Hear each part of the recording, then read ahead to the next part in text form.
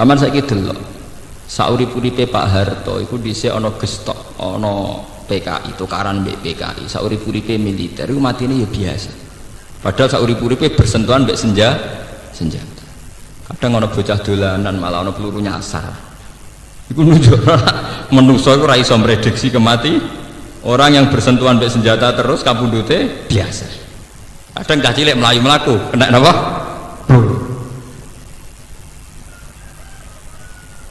makanya termasuk kemenangan sahabat saat perang itu diantaranya logika niki akidah. Pernah seorang sahabat itu berhadapan-hadapan mbek wong kafir. Di sahabat tenan sahabat kan ditakoki, kowe nak perang kok kendel? Cirine sahabate Muhammad itu nak perang kok kendel kena obot. Wong kafir takok ngono, nak perang do nekat. Jawabe sahabat itu enak. Kamu tahu, kita mencintai kematian kayak mencintai kehidupan, bahkan lebih. Meriang wong kafir. Kamu tahu ya, kita ini mencintai kematian kayak mencintai apa? Kehidupan, bahkan lebih. Ya meriah loh, yang sawang nekat kan ada lereng. Lah cumanya ironisnya di Indonesia yang niru gitu, sing iso nglakoni malah ekstremis. Sebetulnya kita juga harus melakukan itu, tapi ra perlu dadi apa? Ekstremis. Jadi artinya melarat itu wedi, dikucilkan orang ya wedi, mbek sandat ya wedi, mbek musibah ya napa ora. Mergo yakin bahwa kematian kehidupan inna sholati wa nusuki wa mahyaya wa mamati lillahi rabbil alamin. Paham ya, terus lewat ngaji niki tentang law antum tamlikuna terus mangke kula wampun pamit ke Anam karena ini besok itu 10 Muharram. Jadi saya nanti habis ngaji langsung pulang, tapi nanti sempat ngatamkan surat Isra. Ini tanpa sengaja di dalam pengiran Sakno hari ini tanggal Tasu'a 9 dan pas khatam surat nopo Isra. Jadi kalau yakin ini alamat dipun ridhani Allah Subhanahu wa taala insyaallah. Kalau cerita Isra niku tentang Nabi Musa. Ya tentang sinten? Musa. Nabi Musa niku diselamatkan dari Firaun pas tanggal 10 nopo Sur, nggih 10 Muharram. Ya 10 apa? Muharram. Saat ini tanggal 9. Berarti mengke maghrib pun tanggal 10 apa? Muharram. Mergi kula wau janjian kalian santri-santri kula bahwa mengke dalu biasanya kula nak ngaji teng mriki itu karena masuk rumah saya sekitar jam setengah 9, jam 9 libur, tapi nanti saya tetap ngaji. Tadi malam kula tetap ngaji teng sarang. Jadi Sabtu itu kalau gak ada jam teng sarang, jam 2 sampai jam 5 kula mucal teng sarang. Tapi karena saya tidak mau libur di sini itu berarti mulang ning sarang. Nak mulang ning sarang libur di sini. Saking kalau mau libur begini tak sekolah no. Saya itu fanatik kalau ada kesempatan ngaji itu saya tidak mau libur. Jadi karena itu tadi saya melakukan kebenaran. Korano ibadah tertinggi umat Nabi koyok mulang. Ya koyok nopo mulang. Mergo liwat mulang ngeten iki wong Islam sadar pentingnya keberhadiran Allah Subhanahu wa taala. Nek gak ono ulama iku wong ora ono sing iso nerangno taqarrub ila Allah kaya ulama. Mergo ulama lah sing iso nerangno logika betapa eleke turu, betapa apike sor. Nek ulama ya ora iso. Ya mubalek rada iso paling nerangno gunane salat gejal rezeki malah wong Islam dilatih kapitalis. Lembaga religius spiritual dikompensasikno mbek material. Paham malah segelan malah wajaran apa malah rajin lah. Masuk lembaga sakral dikompensasi ambek napa? Ambek napa? Kapitalistik, ambek napa materialis. Kalau termasuk kiai paling nentang. Kowe nak salat ngene rezekimu jembar. Salat itu sesuatu yang sakral, jangan kompensasikan dengan yang materialistik. Ya, tapi wong Islam nak ra salat rezekine piye? Cina ora tau salat juga. Rezeki opo kok Cina ora tau napa salat ya ora tau duha ngene apa suges ya padha-padha duha mari suges santri suges kabeh mbu Medina duha Medina apa ibadah mek pangeran muli buayu uripe di rumah pangeran nganti matek sing rumah pangeran salat pisan ngajak transaksi kalau penentang berat ngoten ya mergo ora ulama dadi ya penak nek omong pelan-pelan. Paham? Karena itu penting, mulang itu penting. Sampai Nabi ngendikan khairukum man ta'allamal Qur'an wa 'allama. Terbaik yang terbaik dari kalian sing ngajarkan Quran. Ini ngajarkan kayak begini. Misalnya dari awal sholat itu dari awal itu kalau ulama, kalau Nabi Muhammad terus ditiru para ulama, cara bahasakan itu tidak problem tapi pesta. Kematian dari dulu ya tidak dibahasakan kematian tapi pesta. Hudan nalqal ahibbah Muhammadan wassahabah. Tapi kita boten, kita ini anut bahasa-bahasa wong-wong sing non agama, darani kematian kepunahan, jangan dinosaurus tadi nganggap kematian apa? Kepunahan, nganggap kehidupan dari hukum sosial, hukum alam. Terus kapan kita jadi mukmin sejati kalau nganggap kehidupan adalah hukum alam, nganggap kematian kepunahan? Paham gini, lewat ngaji ini ben imani sampai tambah kukuh. Sayyid Husain itu dikabunduti tanggal 10 Muharram oleh penelikung pemerintahnya Yazid. Itu kenapa beliau berani mati? Ketika utusannya Yazid bilang, ya Husain, karena Hasan sudah menyerahkan pemerintahan ke Yazid, mbok kamu sekaligus menyerahkan pemerintahan ke Yazid.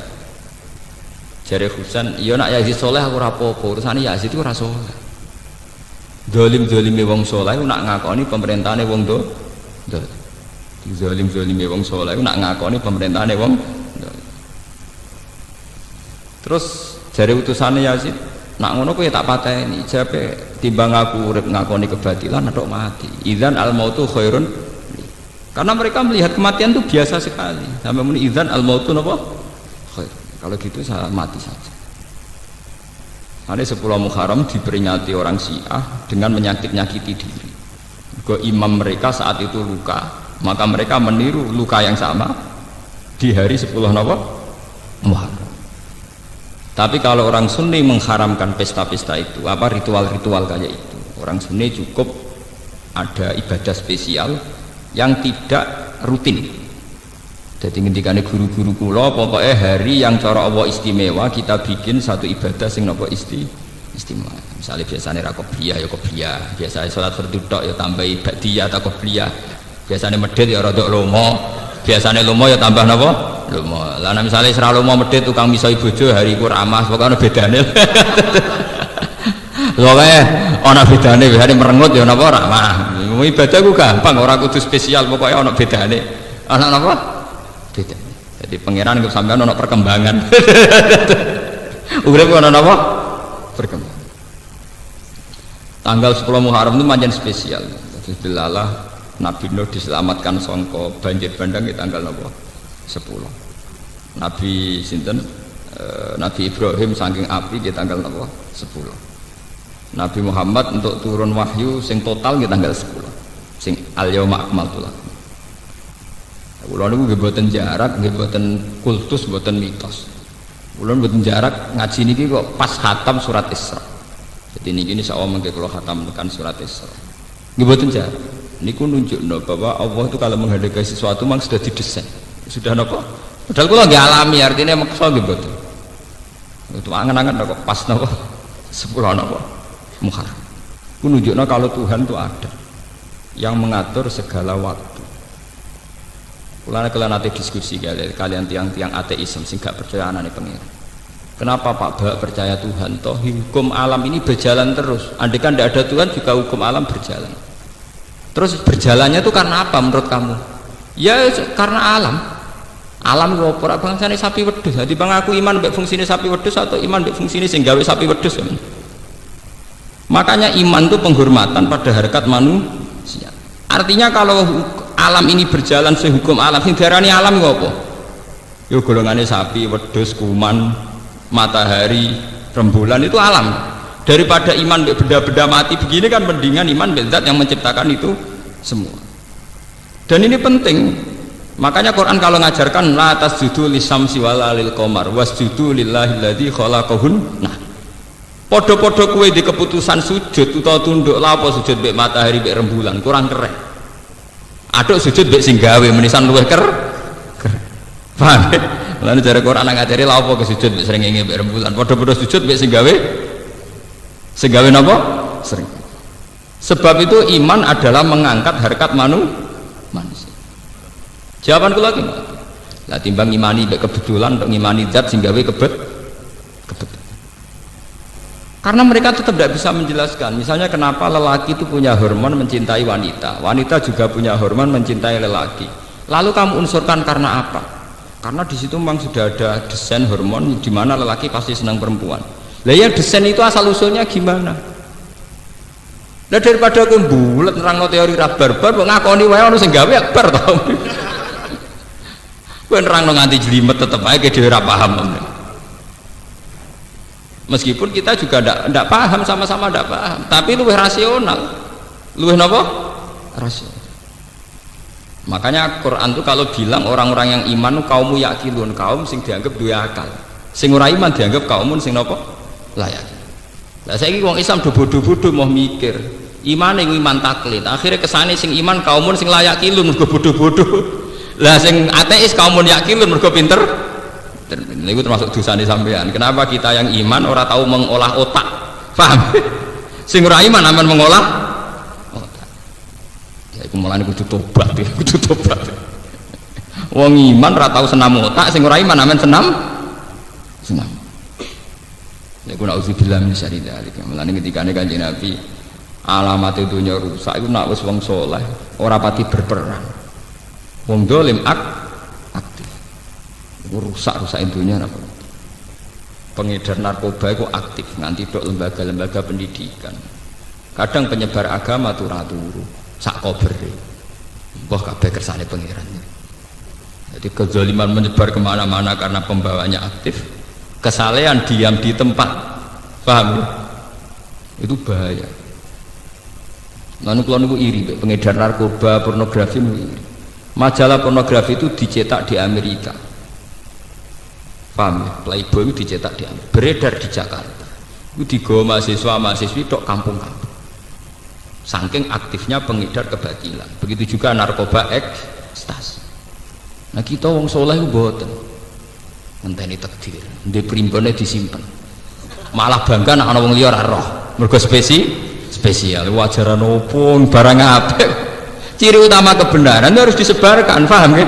Malah nek duwe spesial dari orang malah digodhi. Utek nek saya elek ngoten. Mulai derengki nek wong liya apik. Paham ya? Niki kula cerita mawon ya. Biar ada kebangkitan Muharram. Kebenaran itu harus diajarkan, disebarkan. Jangan sampai laju kebenaran itu kalah dengan laju kemungkaran. Kalau itu bahaya, kalau itu terjadi napa? Lalu kalau bolak-balik matur ya, santri-santri kula teng Yogya sing sugih-sugih tak omong. Kowe nak ndek dhuwit, ora usah bantu aku. Pokoke tanah-tanah ning kota sing pinggiratan iku tuku. Nggih napa, Gus? Pokoke nak kowe medhit, misale dige masjid ke keberatan ya nggo mam dhewe. Utawa nggo anak. Logikanya jelas. Tanah di pinggir jalan itu tanah netral. Kalau yang megang orang nakal mungkin dibayar bar atau niklab. Dan semua komunitas kemaksiatan. Lah nek digawe bar ngoten niku radius 10 meter atau 20 meter apa dienggo ibadah ra pantes. Tapi sebaliknya juga begitu. Kalau sing tuku wong soleh Pak Kaji, ya komunitasnya kesalehan. Maghrib ana Pak Kaji metu omah ben masjid. Enggak apa isa ana Pak Kaji go tasbih mlebu metu. Tapi kan jadi komunitas kesalehan. Artinya apa? Kalau orang soleh tidak kompetisi membeli tanah itu dan dibeli orang dolim, maka komunitas itu menjadi komunitas kezaliman. Dan itu kekalahan kita kalau di mana-mana jadi komunitas kezaliman. Lan jeneng kudu matur nuwun, ana santri rada medhik seneng ning gerdu niku kudu matur nuwun. Saya lele santri ku roh apa jek muni astagfirullah. Paham nggih? Lumayan gerdune ana astagfirullah.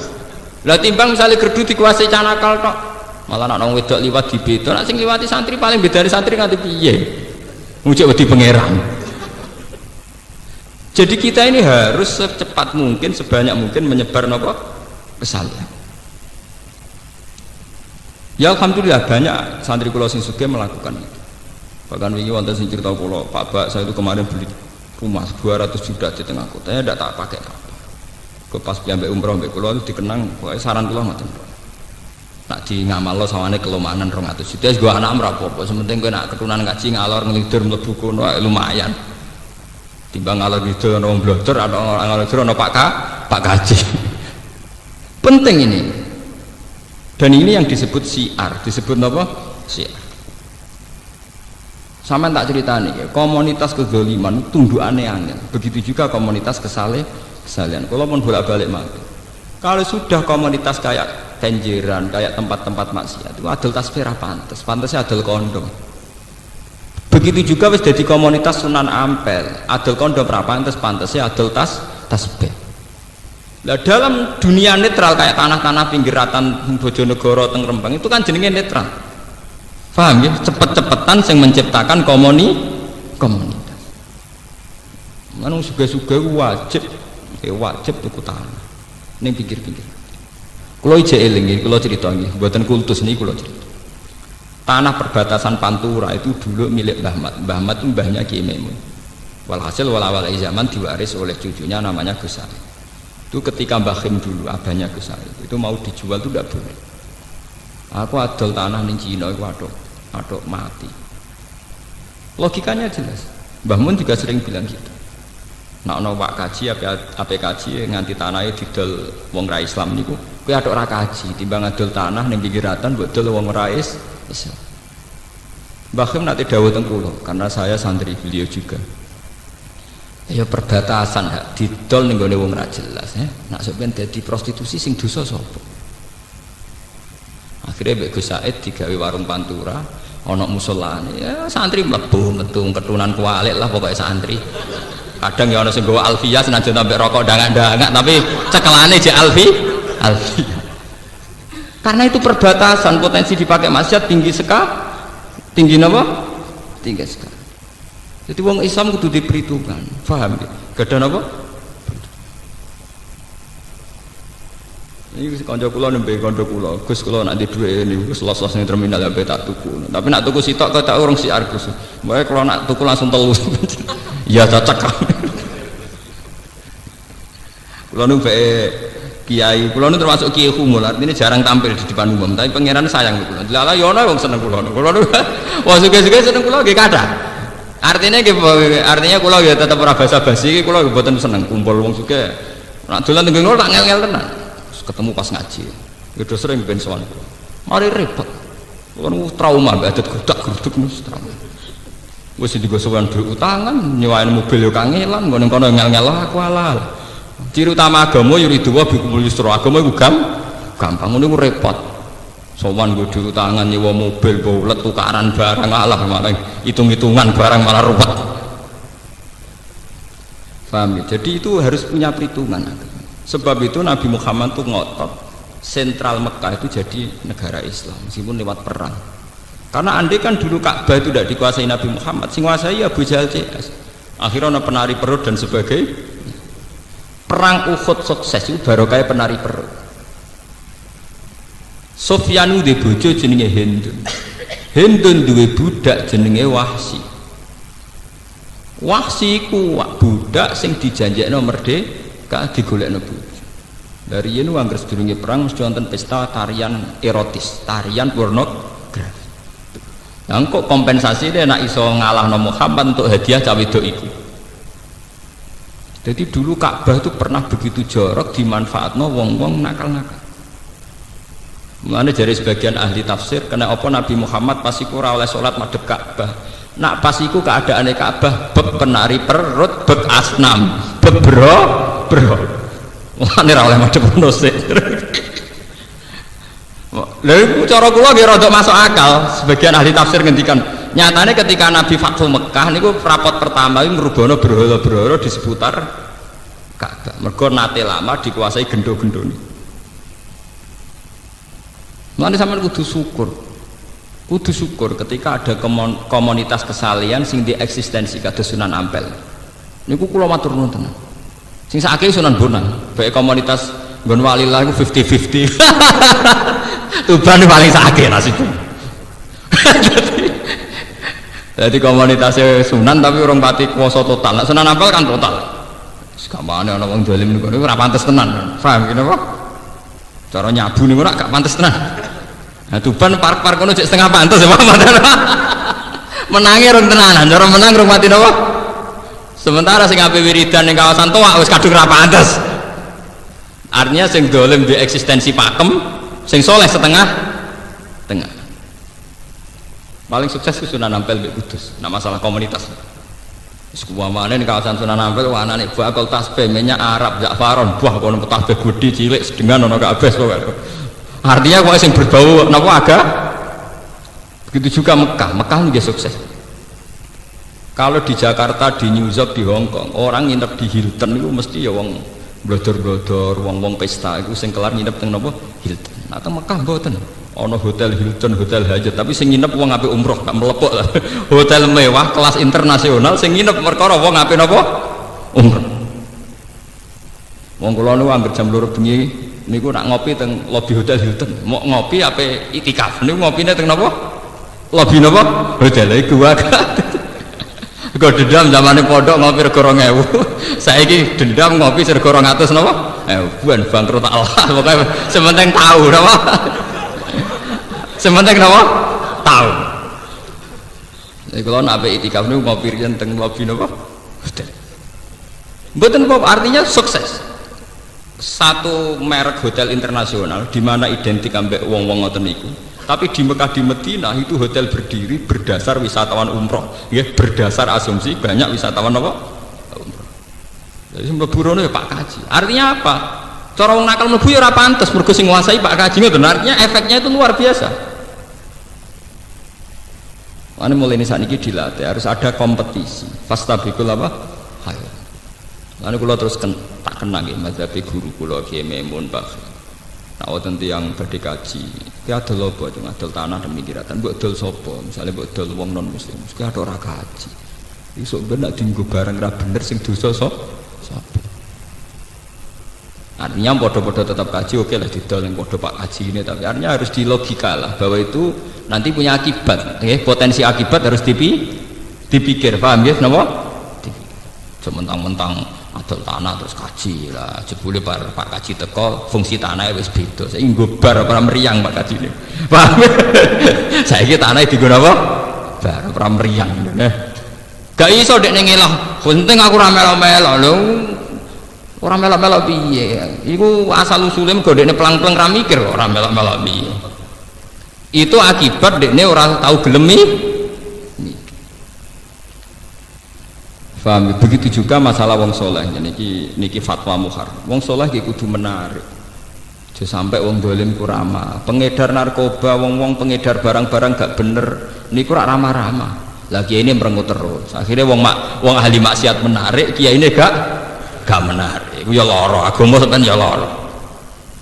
Mane ana ayat fa bima rahmatin minallahi linta lahum. Walau kunta faddan ghalidhal qalbi lan faddu min haulik. Fa'fu anhum.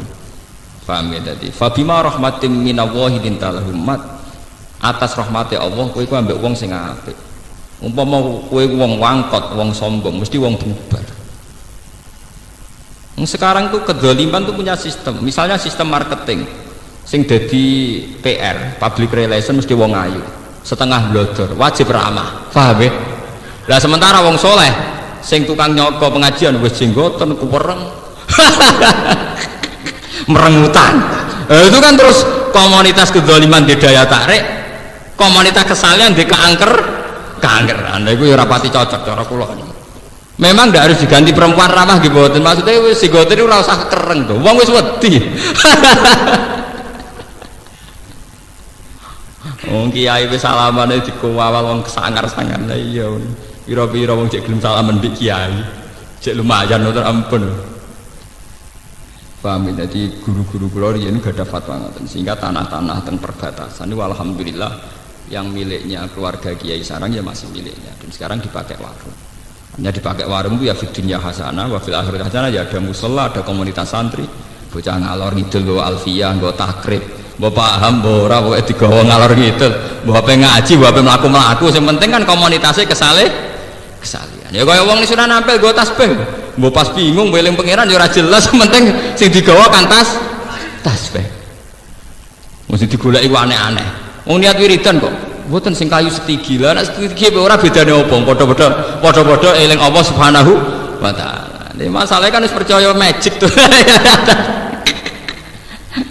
Wae wiridan kayune kudu khusus. Iku ajaran apa meneh? Hanya aneh-aneh.